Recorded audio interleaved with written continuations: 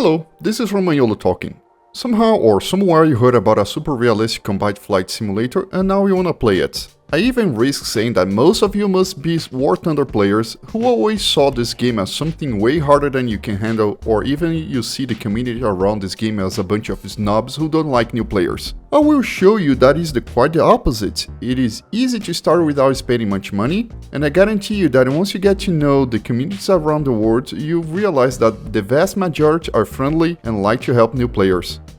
This video is an introduction for new players of Digital Combat Simulator World, better known by DCS. So fasten your seatbelts and let's fly together between 10 points clarifying the most common doubts for those who are not yet familiar with this simulator.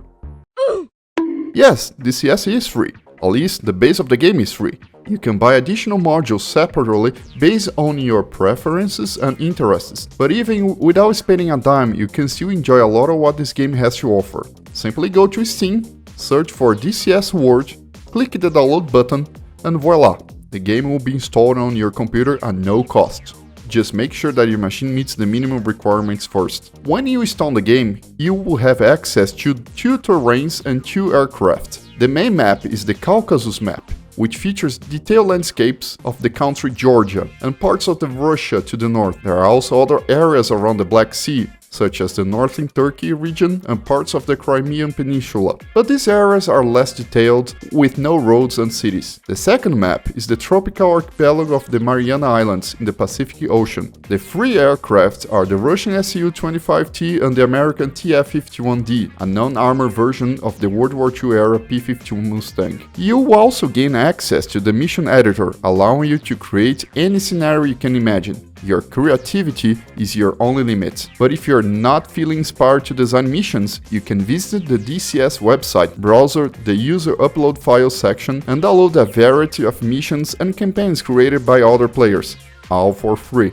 In addition to playing solo, you can also play online with friends on private or open servers, as long as the mission being hosted uses a map you own. Moreover, there are numerous community-made mods for different aircraft that you can download and play without spending any money. The quality of these mods can vary. Some may not match the standards of official modules. However, I highly recommend you to try the following mods: the helicopter OH-6A Cayuse, the Russian Su-30 jet, and especially the A4 Skyhawk, which is, in my opinion, the best of all. You can easily find videos on YouTube teaching how to download and install them. You just need to search for it, but I will leave some links in the description for you. So enjoy everything the free version of the game has to offer, and in the meantime, save your money to invest in peripherals like a joystick, a throttle, and a head tracking system. Once you are equipped, you can buy your first aircraft, whether be it a high fidelity or a low fidelity one.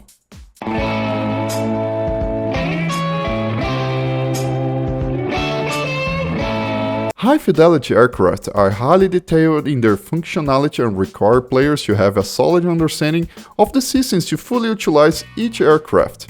For example, selecting and using weapons involve activating multiple switches and buttons in the cockpit in the correct order until the moment of firing it. On the other hand, low-fidelity aircraft have simplified systems, and the desired result can be achieved with just a single button press on your keyboard. The most noticeable difference between these two types of modules is that you can interact with all the cockpit buttons in a high-fidelity aircraft, whereas in a low-fidelity aircraft, this is not possible. You can experience this difference with the free aircraft available in DCS. The TF-51D is a high-fidelity aircraft, and the Su-25T is a low-fidelity aircraft. You can give commands to the TF-51D by clicking on the cockpit buttons or using your keyboard and joystick, while you can only give commands to the Su-25T either via the joystick or through the keyboard buttons, but you can't click on anything on the cockpit you see. There are other differences as well. The external and internal 3D modeling of a low-fidelity aircraft is somewhat simplified and inferior to the high-fidelity aircraft. High-fidelity aircraft also offer a greater variety of weapons. For example, the A-10C high-fidelity aircraft has laser-guided weapons, while the A-10A, a low-fidelity aircraft, does not. The advantage of a low-fidelity aircraft lies in their simplicity and ease of operation, making them ideal for players with simpler joysticks with fewer buttons, or those who prefer not to deal with the complexity of operating a combat aircraft. Another advantage is the price. Low-fidelity aircraft are much cheaper than high-fidelity ones. Important to note though, if you decide to buy a low-fidelity aircraft, it's better to buy them part of the Flaming Cliff 2024 pack, which includes 11 aircraft at similar price to just one high-fidelity aircraft. Despite the advantages and disadvantages of these two types of modules, the decision of which to buy ultimately comes down to personal preference. It's important to note that having a low-fidelity aircraft doesn't necessarily put you in a disadvantage against a high-fidelity aircraft. Just check out the Brazilian pilot Trigger's channel on YouTube to see him taking down various high-fidelity aircraft using a low-fidelity one. It's the pilot, not the plane. DCS offers much more than just aircraft to explore and expand your experience with the game. Anything that you purchase for DCS is called a module, and it can be an aircraft, a helicopter, new terrains, or other sets of units. In addition to the free Caucasus and Mariana Island maps, you can purchase 10 more maps based on various parts of the world. These include the Nevada, Persian Gulf, the Channel, Normandy, Syria, South Atlantic, Sinai, Kola, Iraq, and Afghanistan. But a couple of important notes about these maps. First one, the Channel and Normandy maps are themed around the World War II and overlap a large region of France and England, so be careful when you choose which one to buy. I recommend going with Normandy. Second note, regarding the Iraq and Afghanistan maps, you can buy them in a full or in parts, depending on your preferences. For instance, if you only want to conduct air operations in southern Afghanistan, you can buy the Afghanistan Southwest, which is cheaper than buying the full map. Even if you buy just a part of the map, you still have access to the entire map. But only the southeast region will be detailed with buildings, vegetation, and airports. You can also play online on a server running the full Afghanistan map, but you still only see the detailed features in the region you purchased. Honestly, I recommend you always buying the full map. Besides aircraft, helicopters, and maps, you can also purchase the Combined Arms module, which allows you to control ground units on a map like a real-time strategy game, as well as control a vehicle in a way similar to piloting a tank in War Thunder game, for example. Unfortunately, the game developer hasn't updated this module in a while, but it's still a great addition that offers a completely different perspective on how to enjoy this game. I highly recommend buying the Combined Arms if you have more experience and time playing DCS. Another exciting module is the Super Carrier, which adds a lot more depth to the carrier-based air operations. Currently, the game features 4 aircraft carriers: the American USS Stennis, the Russian Kuznetsov, the Argentine ARA 25 de Mayo, and the USS Tarawa. However, these are quite simplified and lack deck crew. With the Super Carrier module, you can access to 5 more American aircraft carriers and an updated, more detailed version of the Russian Kuznetsov carrier. For the American carriers, there are several new features, including deck crew to coordinate aircrafts on the deck, the landing officer position LSO, a flight director, better known as Big Boss, and eventually a tactical briefing room.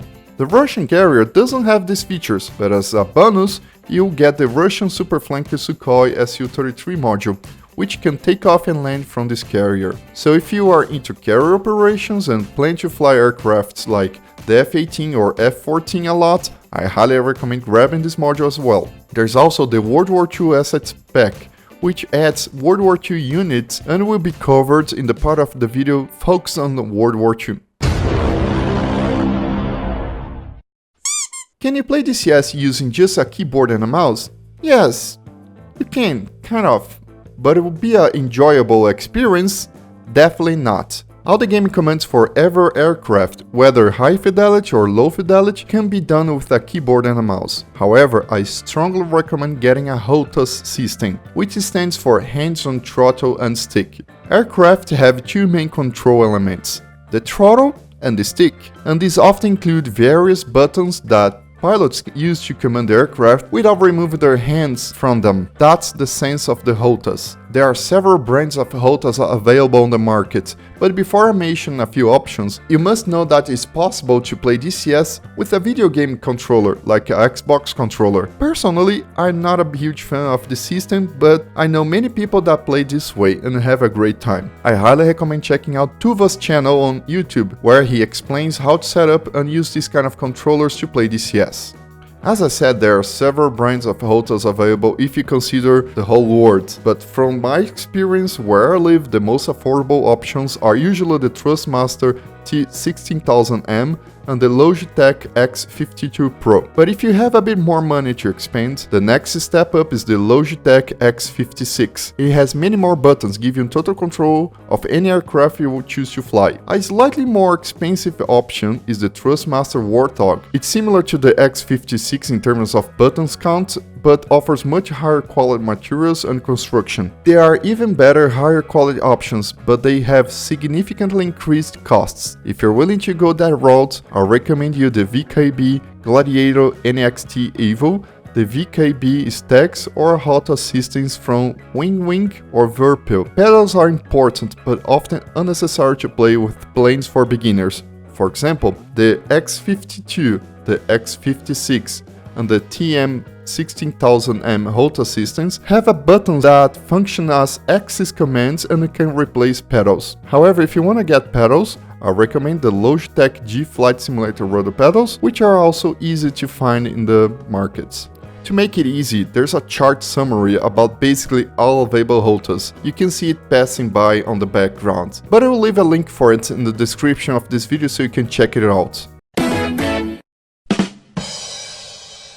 There are two ways to download and play DCS World. One is by downloading and launching the game through Steam, and the other is by downloading it from the DCS website, which is www.digitalcombatsimulator.com, and launching it directly through the DCS launcher, which is referred to as Standalone version. What are the differences, and which is better option? Steam or Standalone? The game itself is identical, and it can even play online on servers regardless of whether you're using Steam or Standalone version. However, there are some small differences. Perhaps the main advantage lies with the free trial program available in the Standalone version, but not on Steam. With the free trial, you can download a module, try it out for 2 weeks, and repeat this 6 months later with the same module. You can do this with almost all aircraft and maps, except for the most recently released modules, which are not included. For people living in countries with weaker currency than the dollar, the biggest advantage is the local pricing on Steam. The prices for aircraft are based on a dollar exchange rate from a few years ago. So if you buy directly from the Ego Dynamics website for your Standalone account, you will pay the current, normally much higher dollar rate, not to mention possible credit card taxes for international transactions that many countries have. Another advantage is that it's possible to link your Steam account to your Standalone DCS account, allowing you to transfer modules bought on Steam to your Standalone account. However, be aware, the reverse is not possible. If you're unsure what to do, here's my advice. Create an account on the DCS website and download the Standalone version of DCS World from there. Then, link your Steam account to your Standalone account. There are plenty of tutorials online that show you how to do this, just search for them. So when you buy your DCS modules, get them on Steam and then transfer them from Steam to the Standalone version. This way, you can take advantage of Steam's better pricing and can also participate in the free trials. Steam or Standalone, in the end, there are no significant differences. It's just mostly a matter of personal preference. DCS is well known for its modern aircraft scenarios, but it also has a foothold in World War II combat aviation. Unfortunately, playing World War II content in DCS is a bit complex and controversial, but if you're willing to invest in this area, the experience is unparalleled. Like the rest of the game, you can purchase a World War II aircraft and play it, but it would feel odd to fly a Bf-109 Messerschmitt on the Caucasus map, taking down modern American planes or engaging a modern vehicle like the Humvees. For a fully immersive World War II DCS experience, you will likely also want to purchase one of the World War II themed maps, either the Channel or Normandy 2.0, and the World War II Asset Spec module. It's important to note that the Normandy 2.0 and the channel maps, produced by different companies, overlap in the Normandy region and southern Great Britain, as you can see in this image behind me. Having played on both maps, if you're deciding which to buy, I recommend you the Normandy 2.0 for its much larger scope. So now we have a World War II aircraft in the Normandy region during the World War II era, but unfortunately all AI control units are still modern themed. To have an area appropriate units, you will also want to purchase the World War II Asset Spec. The spec adds a variety of Allied and Axis units, both ground and air units. It includes large and small aircraft, combat and transport planes, fighters and bombers, as well as a wide range of mobile and static ground units like anti-aircraft batteries. Personally, so be aware this is a personal opinion, I think it's unfair that the company behind DCS charges you for this. It feels like these units should be included with the World War II maps by default. So if you want one of the best World War II aircraft combat experience, you will need to buy the aircraft, the map, and the area-specific unit spec. Despite these criticisms, investing in the World War II content in DCS has been one of the best game experiences I ever had. Far better than the other World War II air combat simulators. If that's what you're looking for, it's absolutely worth it. Still on this topic, one final note. For now, we only have the Western European theater, but a Russian aircraft and several Pacific theater planes and ships have already been announced, indicating a strong expansion of DCS in other World War II combat theaters.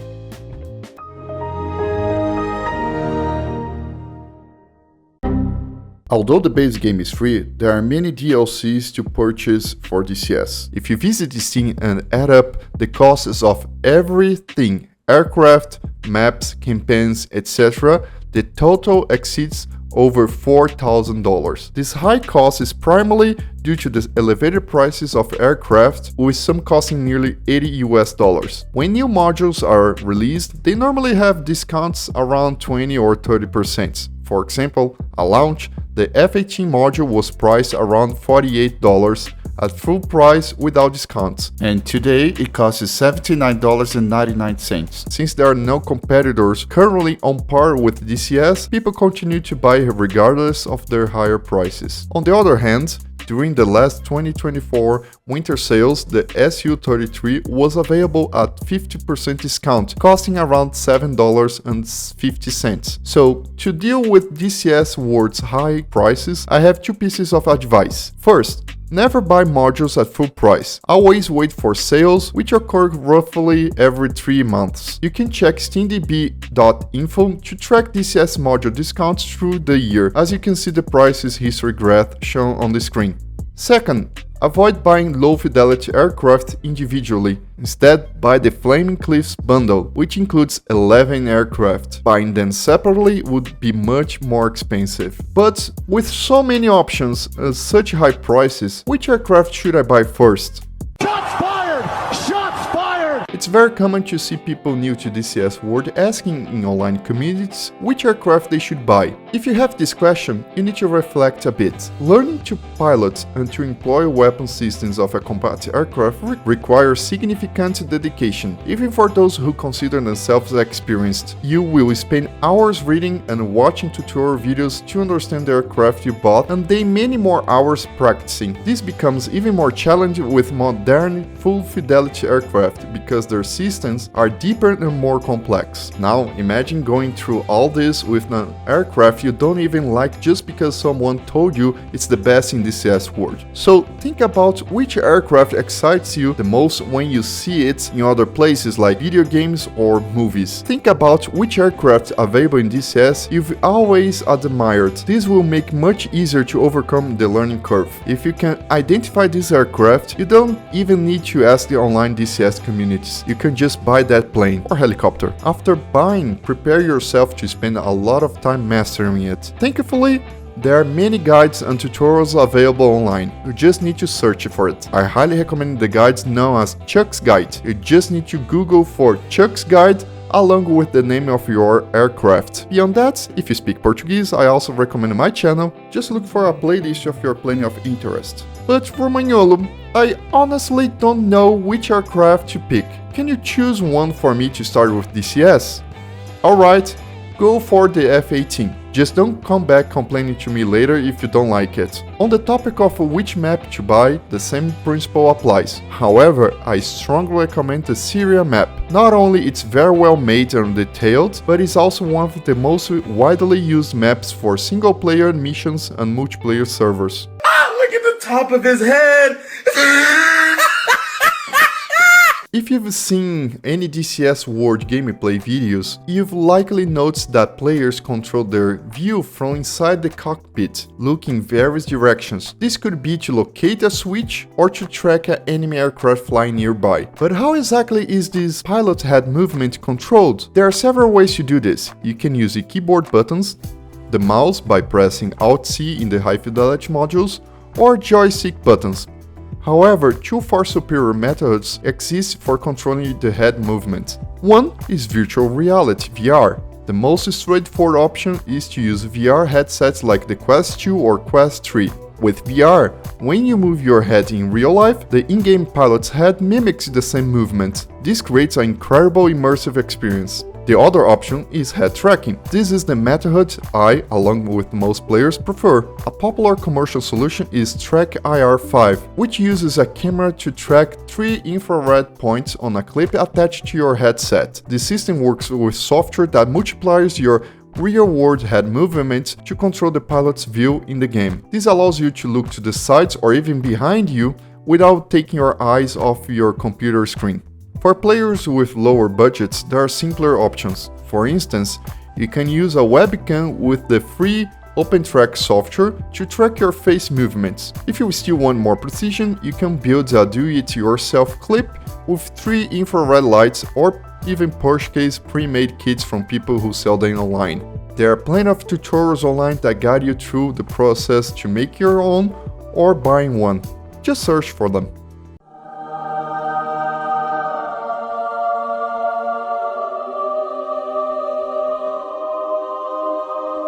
I won't dive too deeply in this topic because the relationship between VR and DCS World is kind of complex. The game wasn't originally built with modern VR in mind, so isn't well optimized for VR gameplay. Just because you own a VR headset and can run other VR games on your computer, it doesn't mean that your PC is powerful enough to handle DCS in VR. You will need a very high performance computer to achieve a smooth gameplay, and even then, you will likely spend many more hours tweaking graphical settings to find a configuration that runs decently in VR. Additionally, unfortunately, with every DCS update, what runs well today might not perform as smoothly afterwards.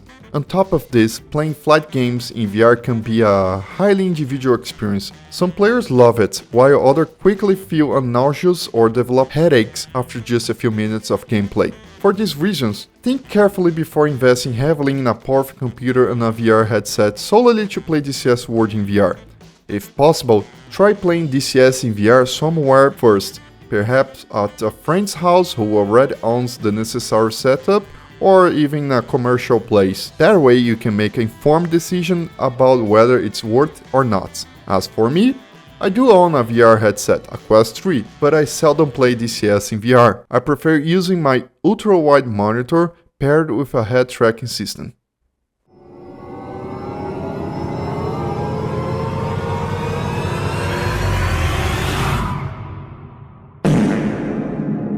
Before ending this video, I wanted to inform you that not everything is perfect in the world of DCS. There are various criticisms that players worldwide have about this game, but none of them should stop you from start playing and enjoying the simulator. Still, if you're thinking of diving into the world of DCS, it's good to be aware of these issues as well. So let's get into it.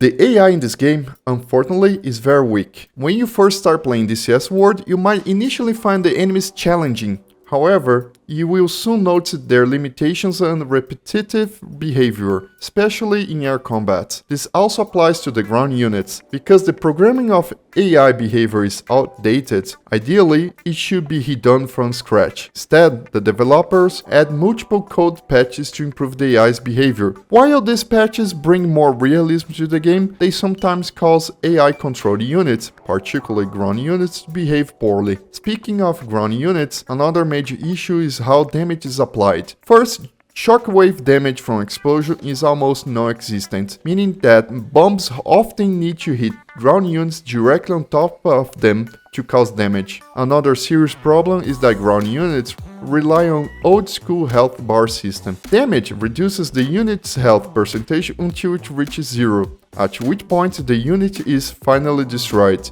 Until then, the unit functions as if it's undamaged since there is no modular damage system for them. There is no dynamic campaign in this game. For years, the developers have promised to release a dynamic campaign, but all we've heard are promises without any clarity on how it will work or when it will be available. As a result, missions require extensive programming by the mission's creator to simulate a large-scale conflict. This makes the game heavier to run, especially in multiplayer. And pause.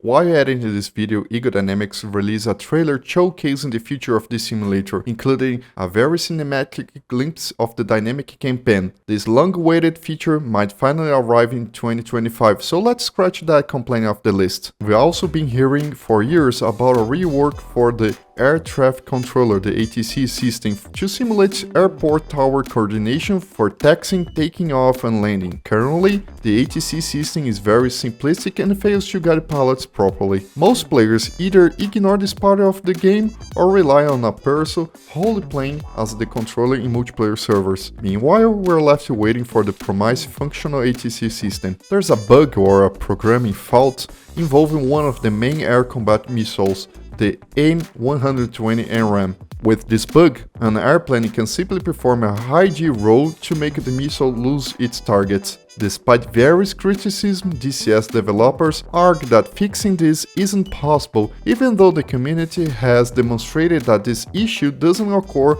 with other missiles. We don't know when or if this will be ever fixed. This maneuver is prohibited on almost all DCS online servers.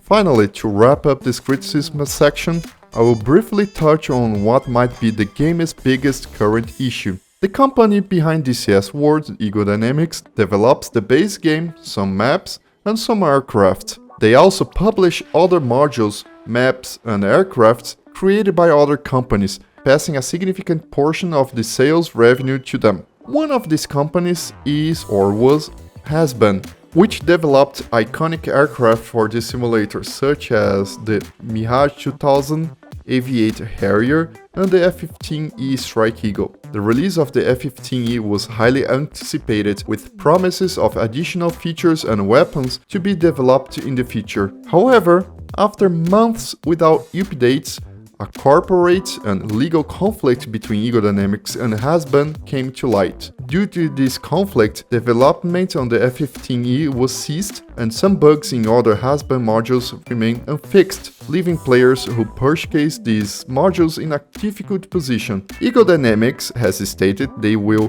continue to developing and supporting the already released modules, but this is just another promise in a long list of promises. While other companies creating DCS modules don't seem to have similar issues, this situation has shaken consumer confidence. Although Has-Been's audio modules are mostly complete and currently playable without any kind of problem, there's always this fear that in the future a DCS update could introduce a serious bug, so be aware of that.